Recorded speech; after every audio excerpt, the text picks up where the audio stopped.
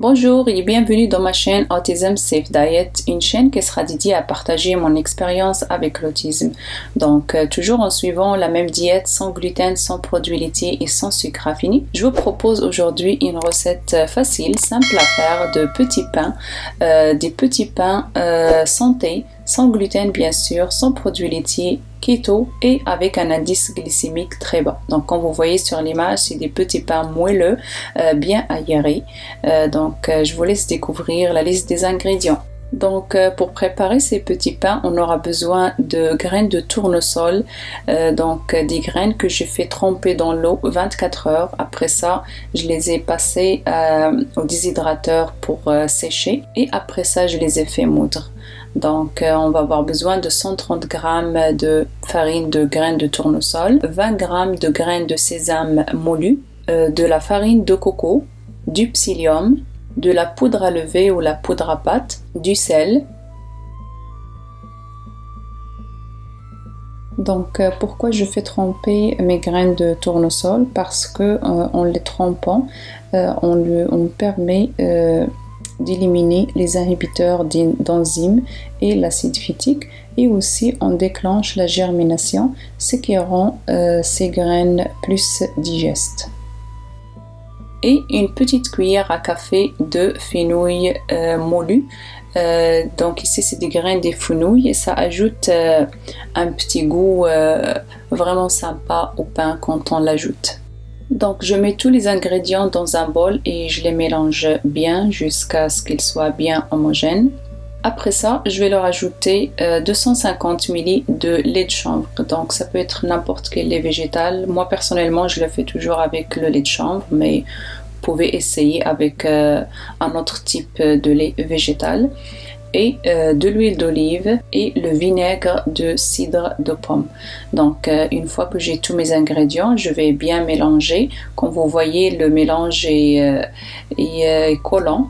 Donc, mais à fur et à mesure, le psyllium absorbe l'eau et on obtient une pâte bien homogène, comme vous voyez ici dans la vidéo. Donc, vu que la pâte est collante, c'est très important de huiler notre main et notre surface de travail. Donc, je mets un peu d'huile d'olive dans mes mains et je vais travailler la pâte.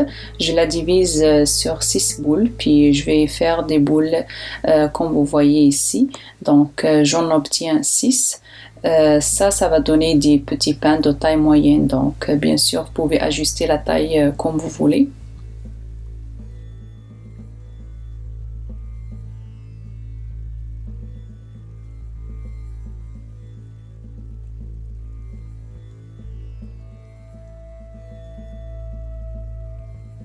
Donc une fois que j'ai mes boules, je vais commencer à les aplatir doucement et puis si jamais ça craque, c'est pas un problème, juste prenez la pâte et retravaillez-la dans vos mains.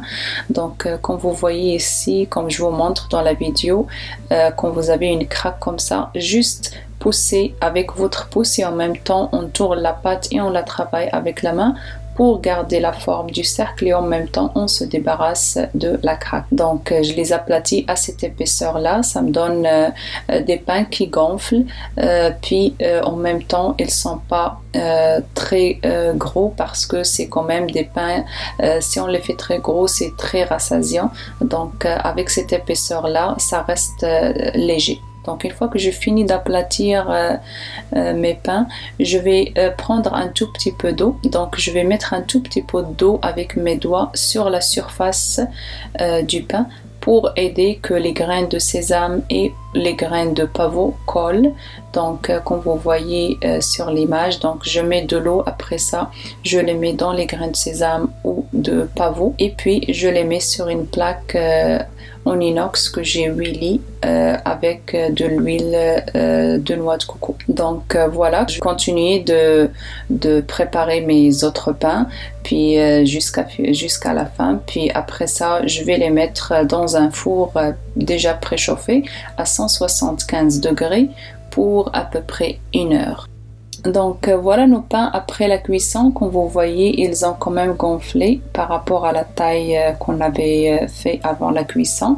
Donc c'est des pains très riches en protéines, très riches en gras, très santé. Ça peut facilement remplacer les autres graines sans gluten si on a envie de changer un peu. Ou bien si on suit un régime keto ou bien un indice glycémique très bas. Donc c'est des pains très moelleux, très aérés comme vous voyez ici sur l'image, et puis très santé. Donc voilà pour la recette d'aujourd'hui, j'espère que vous avez aimé, que vous allez l'essayer. Si vous avez des questions, n'hésitez pas à les laisser dans les commentaires. Si vous essayez une de mes recettes, ça me fera plaisir de voir vos réalisations. Je vous remercie de votre attention et à la prochaine.